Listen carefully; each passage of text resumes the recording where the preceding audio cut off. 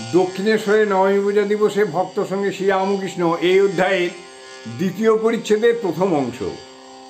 নরেন্দ্র ভবনাথ প্রভৃতির মধ্যে সমাধিস্থ। হাজরা আসিয়া বললেন, এ কথা ও কথার পর ঠাকুর হাজরাকে বললেন, দেখ, কাল রামের বাড়ির অতগুলো লোক বসেছিল, বিজয়, কেদার, এরা, তবু নরেন্দ্রকে দেখে এত হলো কেন? কেদার, আমি দেখেছি কারণানন্দের ঘর। ঠাকুর পূর্বদিনে মহাষ্টমীর দিনে কলিকাতায় প্রতিমা দর্শনে গিয়েছিলেন। অধরের বাড়ি প্রতিমা দর্শন করিতে যাওয়ার পূর্বে রামের বাড়ি হইয়া যান। সেখানে অনেকগুলি ভক্তের সমাবেশ হইয়াছিল। নরেন্দ্রকে দেখিয়া ঠাকুর সমাধিস্থ হইয়াছিলেন।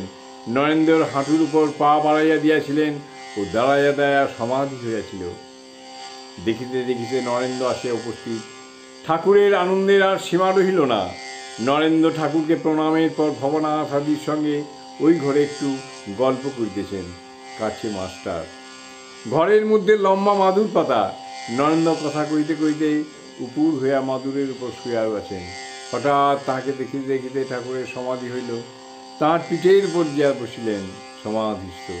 ভবনাথ গান গাইতেছেন, গো আনন্দময়ী হয়ে মা আমার নিরানন্দ করুণা, ও দুটি চরণ বিনে আমার মন অন্য আর কিছু জানে না। গো আনন্দময়ী, মা গো আনন্দময়ী হয়ে মা আমায় নিরানন্দ করুণা, ও দুটি চরণ বিনায় আমার মন, ও দুটি চরণ বিনা আমার মন অন্য কিছু আর জানে না।